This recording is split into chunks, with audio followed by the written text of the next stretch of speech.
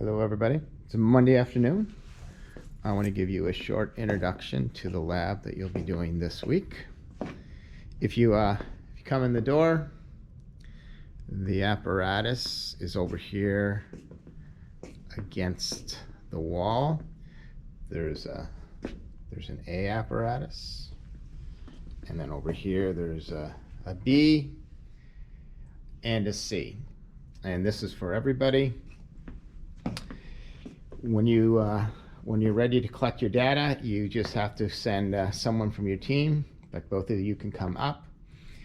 And what you need to do is you need to read this instrument right here, which is called a force protractor.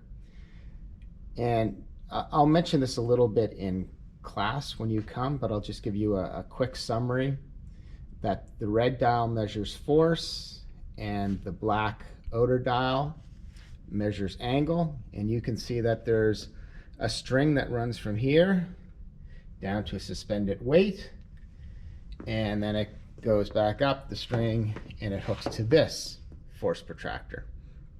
And again, you can tell something about what the tension in this string must be because you can read the red dial for force and you can tell what angle it's happening at. And there's three different parts to this lab. The first one, I want you to figure out what the net force is acting. If you look, there's a kind of a little knot. There's a weight hanging here, and then the two strings heading off on a diagonal. And I want you to figure out what the net force is acting at that knot. The knot is not accelerating, so it should sum to 0, and I want you to see if that is actually true. And just to mention, there's two other what I call configurations. This one here, a similar setup, except it has two weights. And I will explain a little bit about that just at the introduction to the lab during your day. And a very similar looking setup here, but with the challenge that underneath this piece of paper, you have to figure out how much mass is in there. So those are the setups, reading these dials, everything that you need to complete the lab. I'm going to get you folks to complete configuration 1 in class, and I'm even going to mark it in class if we have time, and I'm going to let you do the other two when you head for home. Here's a copy of the lab, slightly older version.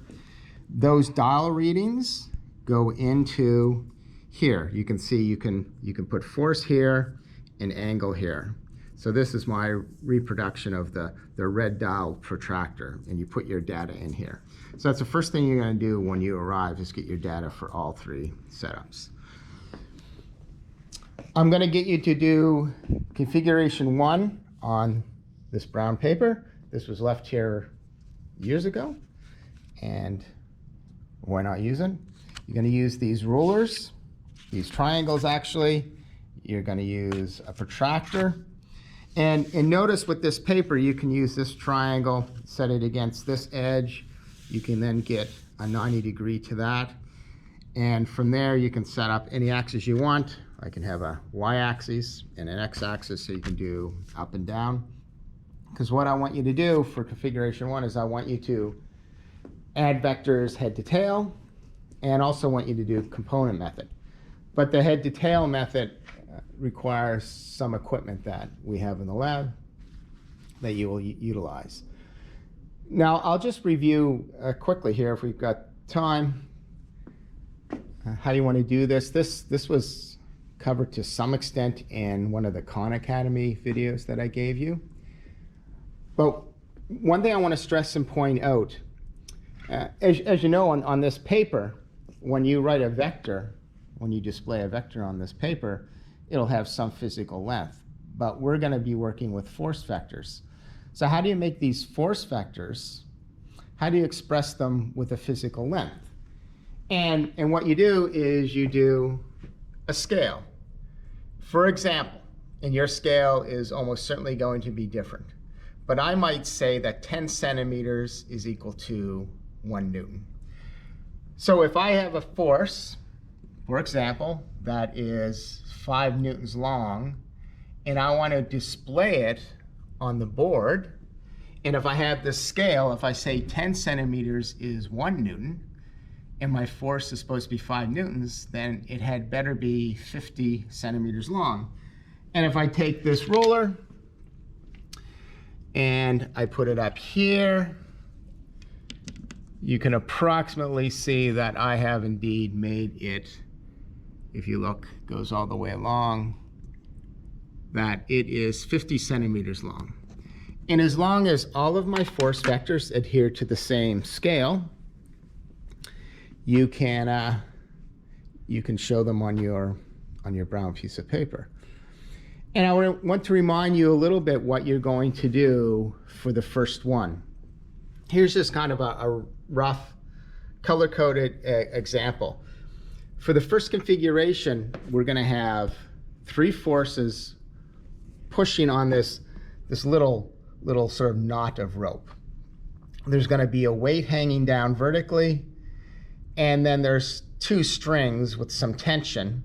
And up here, there's the tension meter that will allow you to measure both the force, the tension in that string, and also the angle.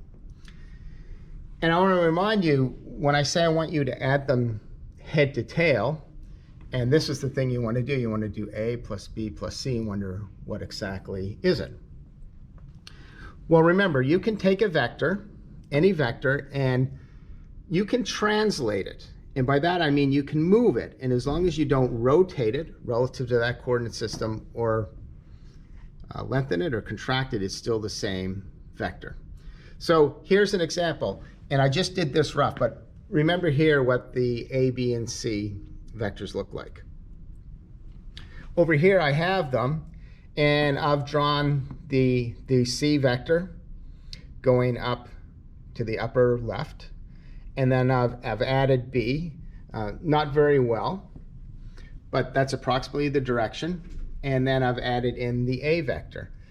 And what you want to remember is when you add them, how do you figure out what the result is? Well, this little black vector that goes from the start of the first one, in this case, I'm adding them C, B, and A, but it doesn't actually matter. The length of that is the magnitude of that vector, and if I find this angle in here, I can figure out what the angle of that final vector is.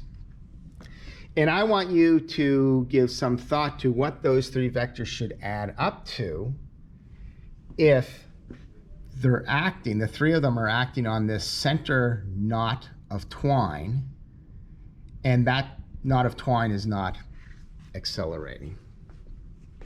And I just wrote here, for configuration 1, I want you to add the vectors using head to tail method, which requires rulers and triangles and a protractor. And then I want you to also do component method, which is quite easy. You just have to write down the numbers and sketch it. And you folks have done things with components already. And for configuration 2 and 3, you are only going to do the component method, which works out good because you can take it home and finish it.